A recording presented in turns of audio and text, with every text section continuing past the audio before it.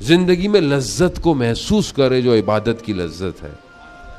یہ زندگی میں مزہ ہے نا, وہاں تو مزہ ہے, وہاں تو مجبوری ہے, پھر تو اس کے بعد تو پھر.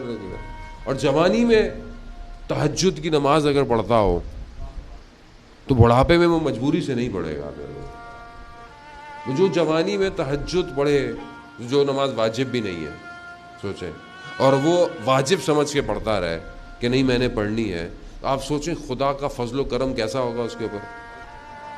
خدا خود کہتا ہے, حدیث قدسی ہے, کہ بندہ نیند کی حالت میں تہجد پڑھ رہا ہے اور اس کی تھوڑی اس کے سینے سے ٹکرا رہی ہے نیند کی وجہ سے, تو پروردگار ملائکہ کو کہتا ہے, ملائکہ گواہ رہنا, جو بھی اس نے مانگا ہے میں نے اسے دیا. کیوں؟ کیونکہ وہ وقت صرف خدا کا ہے, خدا کا.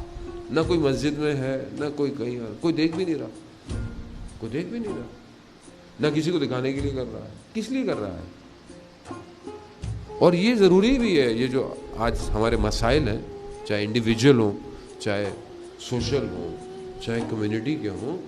آیت اللہ کشمیری, آیت اللہ قاضی طباطبائی, جتنے بڑے بڑے علماء ہیں, جب بھی ان سے پوچھا گیا انہوں نے بولا دنیا چاہیے نماز تہجد, دین چاہیے نماز تہجد, آخرت چاہیے نماز تہجد. یعنی سب کچھ اس نماز میں چھپا ہوا ہے.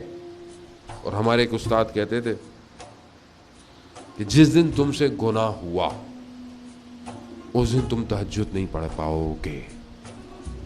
یعنی سمجھ لیا آپ نے کنیکشن کیسا ہے, اس کا کنیکشن کیسا ہے. یعنی تہجد پڑھنی ہے تو گناہ نہیں کرنا. کتنا سمپل ہے, سمپل ہے یار, مشکل نہیں ہے. چاہتے